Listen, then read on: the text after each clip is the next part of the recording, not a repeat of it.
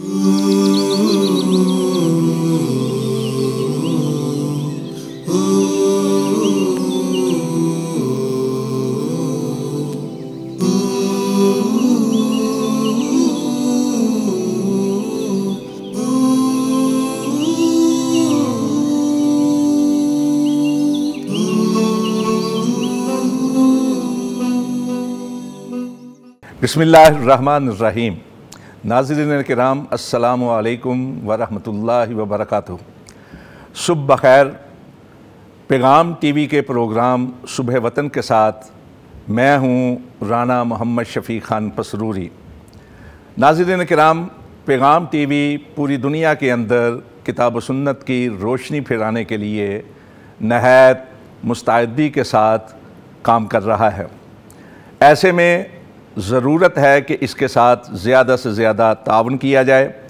अपनी ज़कात, सदक़ात और दीगर तावन के ज़रिए से इसको मज़बूत से मज़बूत तर किया जाए, ताकि किताब व सुन्नत की रोशनी को फैलाने के लिए और अल्लाह रब्बुल इज़्ज़त और प्यारे रसूल सल्लल्लाहु अलैहि वसल्लम के अहकामात और तालीमात को आम करने के लिए पैगाम टीवी पहले से ज़्यादा काम कर सके। नाज़रीन किराम, ये प्रोग्राम सुबह वतन, इसके लिए तावन किया है हमें दारुस्सलाम इंटरनेशनल और अत्तैबा इंटरनेशनल ने। इस प्रोग्राम में हमारे साथ मौजूद हैं जनाबे मुफ्ती डॉक्टर मोहम्मद अजमल भट्टी साहब। पैगाम टीवी के नाज़रीन के लिए मोहताज तारुफ नहीं, ये आपके सवालात के जवाबात देते हैं, दीनी रहनुमाई आपको फ़राहम करते हैं, किताब व सुन्नत की रोशनी में आसानियाँ फैलाते हैं। और आज हमारे साथ इनके साथ साथ तशरीफ़ फरमा हैं मारूफ़ कारी जनाब कारी सलमान सलीम साहिब। दोनों बुज़ुर्ग हस्तियों को हम खुशामदीद कहते हैं। नाज़रीन किराम, गाहे गाहे आपकी स्क्रीन पर हमारा नंबर जो है सवालात पूछने के लिए वो चलता रहेगा, लेकिन आज की किताब, उसका तारुफ मैं सबसे पहले आपके सामने रखना चाहता हूँ। हज़रत सैयदना उस्मान गनी रज़ी अल्लाह ताला अन्हु, तारीख़ इस्लाम की अज़ीम तरीन शख्सियत, तीसरे खलीफा और प्यारे रसूल सल्लल्लाहु अलैहि वसल्लम के ऐसे दामाद कि जिनको ये फ़जीलत हासिल हुई कि कायनात में किसी और के हिस्से में नहीं आई, कि उनके निकाह में अल्लाह के सोने नबी सल्लल्लाहु अलैहि वसल्लम की 2 बेटियाँ थीं। आप पर कई किताबें लिखी गईं, कई मुकाले लिखे गए, लेकिन इस किताब की इनफरादियत ये है कि इस किताब में कई ऐसे गोशे नुमायाँ किए गए हैं जो आज से पहले आपको किताबों में दिखाई नहीं देंगे। दूसरा ये है कि पहले जो लिखी गई किताबें हज़रत उस्मान गनी रज़ी अल्लाह ताला अन्हु पर, वो आज से 1400 साल या उससे ज़्यादा के पस मंज़र में लिखी गई, लेकिन इस किताब में जदीद अंदाज से, मतलब पहले कस्बात के, देहात के इलाकों के नाम क्या होते थे, अब क्या हैं, ये सारी की सारी जदीद अंदाज में ये किताब लिखी है और इसको शाया किया है दारुस्सलाम इंटरनेशनल ने। आप उनके शोरूम से भी जाकर ख़रीद सकते हैं और ऑनलाइन जो है दारुस्सलाम.com, उससे भी रब्ता करके इसको ख़रीद सकते हैं। नाज़रीन किराम, हमारे पास मौजूद हैं एक नहायत इल्मी शख्सियत, शेखुल हदीस भी हैं, हदीस, फ़िक़ा और दीगर अलूम के उस्ताद भी हैं, PhD स्कॉलर भी हैं, और आपके लिए मोहताज तारुफ नहीं जनाब मुफ्ती मोहम्मद अजमल भट्टी साहब। हम उनसे सवालात पूछेंगे, लेकिन उससे पहले हम ये चाहेंगे कि हमारे मेहमान और पाकिस्तान के एक मायानाज कारी जनाब कारी सलमान सलीम साहब, वो अल्लाह के कलाम को हमारे सामने पेश करें, अल्लाह का कलाम जो है उसकी तिलावत करें और हमारे रूहों को, हमारे दिलों को एक लताफ़त, तहारत और रोशनी अता करें। जनाब कारी सलमान सलीम साहब जी। अऊज़ु बिल्लाहि मिनश्शैतानिर रजीम, बिस्मिल्लाहिर रहमानिर रहीम। يا أيها الذين آمنوا إن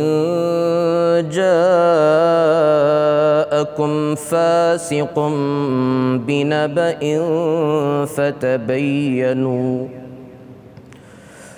فتبينوا أن تصيبوا قوما بجهالة فتصبحوا على ما فعلتم نادمين.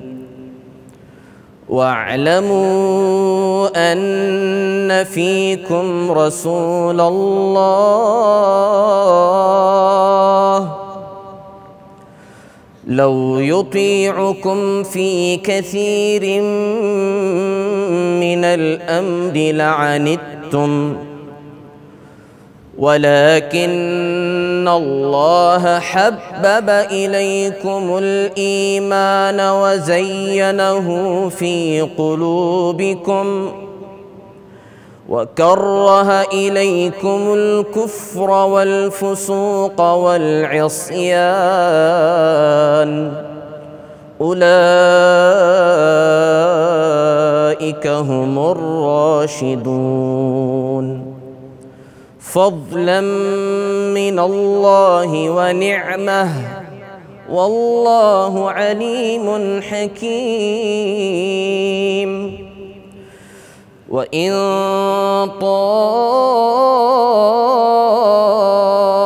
طائفتان من المؤمنين اقتتلوا فأصلحوا بينهما فإن بغت إحداهما على الأخرى فقاتلوا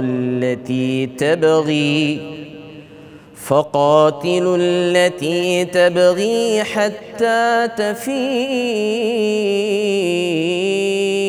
إلى أمر الله فإن فاءت فأصلحوا بينهما بالعدل وأقسطوا إن الله يحب المقسطين. إنما المؤمنون إخوة فأصلحوا بين أخويكم واتقوا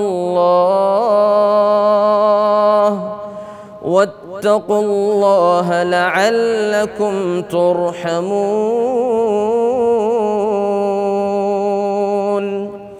إنما المؤمنون إخوة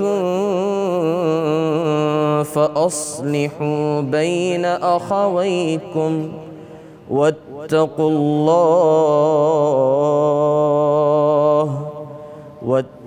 الله لعلكم ترحمون.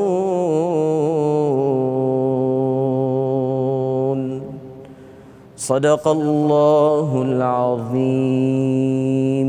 ماشاءاللہ ماشاءاللہ ماشاءاللہ. ناظرین کرام، جامعہ لاہور اسلامیہ کے فاضل اور معروف قاری جناب قاری سلمان سلیم صاحب تلاوت کلام حمید فرما رہے تھے.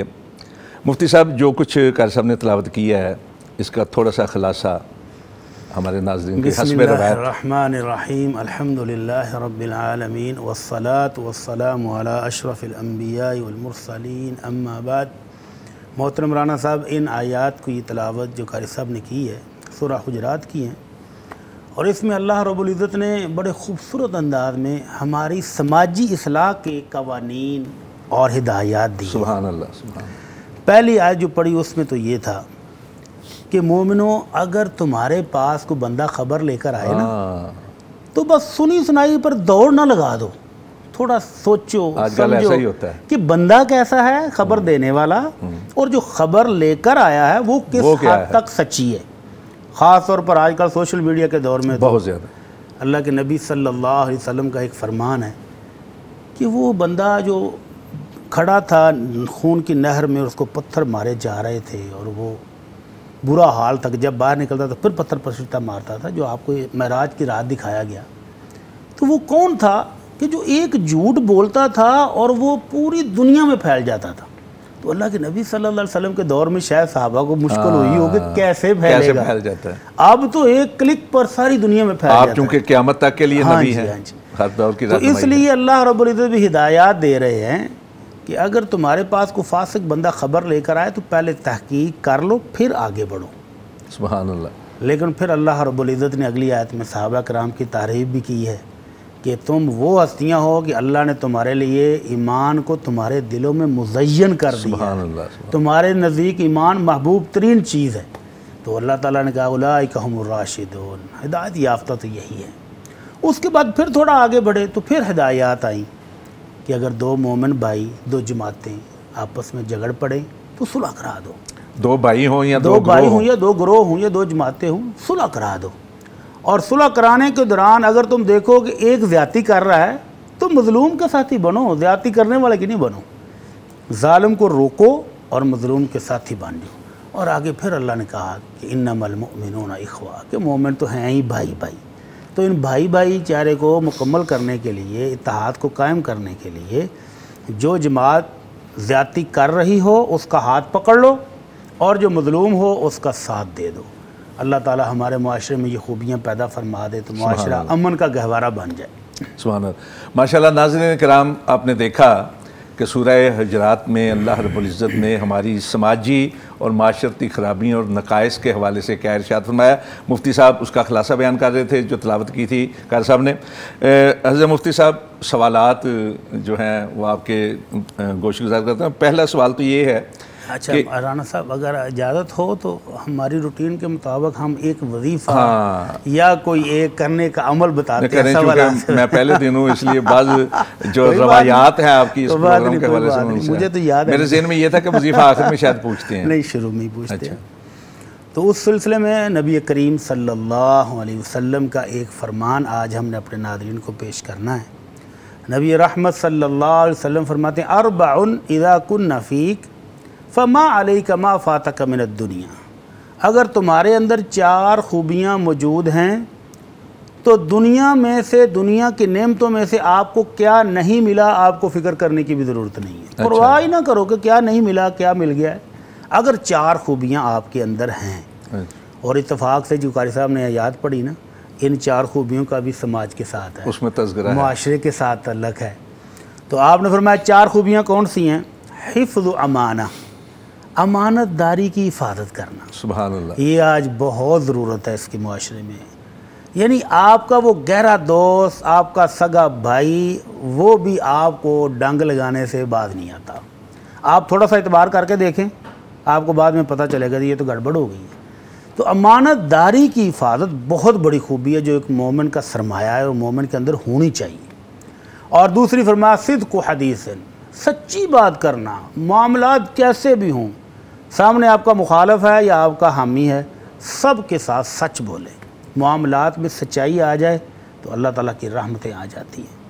اس کے بعد فرمایا وہ حسن و خلیقہ, حسن اخلاق تیسری خوبی ہے جو آپ کے اندر ہو تو آپ معاشرے میں نمایاں ہو جائیں گے. اور نبی کائنات صلی اللہ علیہ وسلم ان کے اخلاق کے بارے میں تو ام المومنین عائشہ رضی اللہ عنہا فرماتی ہیں کان خلق القرآن. آپ کا اخلاق دیکھنا تو قرآن پڑھ لو, قرآن کے اندر جتنی خوبیاں بیان ہوئی ہیں وہ آمنہ کے لال صلی اللہ علیہ وسلم کے اندر موجود تھیں. اور چوتھی اور آخری خوبی فرمایا وہ عفت و طعمہ, رزق حلال کھانا. رزق حلال کھائیں گے تو دعائیں بھی قبول ہوں گی, اللہ کی رحمتیں بھی آئیں گی. تو یہ 4 خوبیاں جس بندے کے اندر موجود ہیں وہ اللہ کا شکر گزار ہو جائے کہ اللہ تو نے مجھے سچ بولنے والا بنایا, امانت کی حفاظت کرنے والا بنایا, اچھا اخلاق بھی دیا, رزق حلال بھی دیا, اور کیا چاہیے دنیا میں. اور کچھ بھی نہ ملے تو یہ 4 خوبیاں اس کے لیے یہ وظیفہ ہے یاد مان جائے. جی الحمدللہ. اللہ تعالیٰ سے دعا ہے کہ اللہ ہمیں بھی یہ 4 خوبیاں اپنانے کی توفیق دے اور ہمارے ناظرین کو بھی توفیق عطا. آمین آمین. ناظرین کرام, آپ نے دیکھا کہ جو وظیفہ بتایا عمومی طور پہ یہ سمجھا جاتا ہے کہ وظیفہ شاید کوئی دعائیہ کلمات وہ بھی ہیں, لیکن یہ وظیفہ حیات ہیں. یعنی یہ صفات اگر آدمی اپنا لے, اپنی زندگی کا لازمہ بنا لے تو اللہ کی طرف سے رحمت و برکات کا نزول شروع ہو جاتا ہے. جی مفتی صاحب ابھی اجازت ہے سوال؟ جی بسم اللہ. اچھا, پہلا سوال جو کیا ہے نا وہ یہ کیا ہے کہ کسی کمرے کے اندر پہلے تو ہوتا تھا نا کہ تصاویر لوگ اویزاں کرتے، تصاویر بھی اویزاں ہوں یا نہ ہوں، یہ سوال یہ ہے LED پر بچے کھیل رہے ہیں، گیم کھیل رہے ہیں جو آج کل گیمیں چلی ہوئی ہیں، جی جی، تو اس کمرے میں جس میں بچے LED پر کھیل رہے ہیں اس کمرے میں نماز ادا کی جا سکتی ہے؟ سبحان اللہ. پہلی بات تو اس میں نماز ہے کیا؟ نماز تو اپنے خالق مالک کے حضور حاضری کا ٹائم ہے، حاضری کی ایک کیفیت کا نام نماز ہے. تو اگر اس نماز کے دوران آپ کے کاموں میں دڑم دڑم اور شوٹنگ ہو رہی ہو یا میوزک چل رہا ہو تو وہ نماز یا کارٹون بنے ہوئے ہیں جن کے ساتھ وہ کھیل رہے ہیں، وہ کھیل رہے ہیں لیکن اس کے ساتھ ساتھ ان کی ساؤنڈ بھی ہوتی ہے، دو چیزیں ہیں، کیوں میوزک بھی ہوتا ہے یا وہ جو فائرنگ کر رہے ہوتے ہیں کارٹون تو وہ فائرنگ کی آواز بھی ہوتی ہے. تو اگر اس شور کے اندر آپ نماز پڑھیں گے تو کیا پڑھ سکیں گے؟ یہ تو اب سائل کو پوچھنا چاہیے کہ کیا ایسی حالت میں آپ نماز پڑھ بھی سکیں گے؟ تو نماز کو پورے جبکہ خشوع شاید اور یہ خضوع، حکم بھی ہے کہ نماز پڑھ رہا ہے اس کے پاس اونچی آواز سے قرآن پاک کی تلاوت سے بھی روک دیا گیا اور حکم ہوا وقوموا للہ قانتین، خشوع و خضوع کے ساتھ، اطمینان کے ساتھ، سکون کے ساتھ نماز پڑھیں. تو یہ ساری چیزیں تو پریشان کن ہیں، نماز میں خلل ڈالنے والی ہیں. نبی کائنات صلی اللہ علیہ وسلم نماز نفل پڑھ رہے تھے گھر میں، اور ام المومنین عائشہ رضی اللہ عنہا نے گھر کے ایک کونے میں ایک پردہ لٹکایا ہوا تھا، اپنی چیزوں کے آگے پردہ کیا ہوا، اس پردے کے اوپر کچھ نقش و نگار تھے. تو آپ نے نماز کے بعد فوراً اس کو کھینچ کے بڑی کراہت کے ساتھ پھینک دیا. آپ نے فرمایا اس کی تصویروں نے مجھے نماز میں گڑبڑ کر دی ہے، نماز میں پریشان کر دیا. اچھا، اسی ضمن میں آنا تھا، آپ نے اچھا کیا کہ بتانا شروع کر دیں کہ آواز اگر بند کر دیں، ہاں تصویریں آ رہی ہیں، تصویریں آ رہی ہیں، اگر پھر بھی وہ آپ کو ڈسٹرب کر رہی ہیں، ان کی لائٹ آپ کی آنکھوں میں پڑ رہی ہے، تو نماز کا خشوع تو پھر بھی ختم ہو گیا. اور اگر وہ ایک سائڈ پر ہیں، پہلی بات تو یہ ہے کہ بچوں کو ایسی گیموں سے دور کرنا چاہیے. بچوں کو مثبت ایکٹیویٹیز دیں، کوئی مثبت کام دیں، کوئی قرآن کی تلاوت سیکھنے کا، کوئی اسلامی آداب سیکھنے کا کوئی پروگرام ہو تو وہ دیں. یہ تو وقت کا ضیاع ہے اور بچوں کی ذہن کو معاف کرنے والی بات ہے. اور ان گیم کی وجہ سے بچوں کے ذہن آج کل بہت زیادہ خراب ہو رہے ہیں، بچوں کی نظریں کمزور ہو رہی ہیں. تو یہ منفی ایکٹیویٹی ویسے ہی ختم کرنی چاہیے. لیکن اگر آپ مجبور ہیں، نہیں کر پا رہے، تو پھر اس کو ایسے کونے میں ہونا چاہیے جہاں آپ کی نماز میں نہ اس کی فلیش لائٹ پڑے نہ اس کی آواز پڑے، تو پھر پڑھ لیں، نماز ہو جائے گی انشاءاللہ. اچھا، اسی سے ملتا جلتا ایک دوسرا سوال بھی ہے کہ آج کل لوگ شرٹ وغیرہ پہنتے ہیں یا لباس ایسا پہنتے ہیں جس کے اوپر تتلیاں بنی ہیں، پرندے بنے ہوئے ہیں یا تصاویر ہیں واضح طور پر. جی جی، دو الگ الگ چیزیں ہیں، ایک تو ہے نا خاکہ بنا ہوا ہے تتلی کا اور پرندوں کا، ایک ہے کہ تصاویر واضح طور پر بنی ہیں. تو کیا ایسا لباس پہن کے، ایسی شرٹ پہن کے نماز ادا کی جا سکتی ہو جائے گی؟ دونوں چیزوں سے ہی بچنا ضروری ہے. اگر تو واضح کلیئر تصویر ہے تو پھر تو حرام ہے اس لباس کو پہننا ہی. لباس کو پہننا حرام ہے تو نماز کا مسئلہ بھی سیدھا ہے، کلیئر ہے کہ نماز بھی اس میں نہیں پڑھنی چاہیے. کیونکہ اللہ کے نبی صلی اللہ علیہ وسلم فرماتے ہیں لا تدخل الملائکۃ بیتا فیہ صورہ، جس گھر میں تصویر لٹکی ہو اس میں فرشتے رحمت کے داخلے نہیں ہوتے.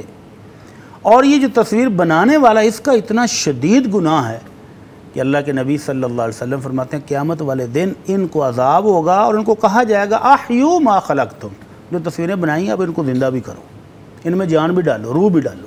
تو نہ روح ڈال سکے گا نہ عذاب سے جان چھوٹے گی. تو ان تصویروں والے لباس پہن کر نماز پڑھنا درست نہیں ہے. اور وہ جو لوگو ہے یا جو جس کے اندر شکل نظر نہیں آتی، صرف عکس ہے، اس سے بھی احتراز کرنا ضروری ہے، اس سے بھی بچنا چاہیے. لیکن اب دو صورتیں ہیں.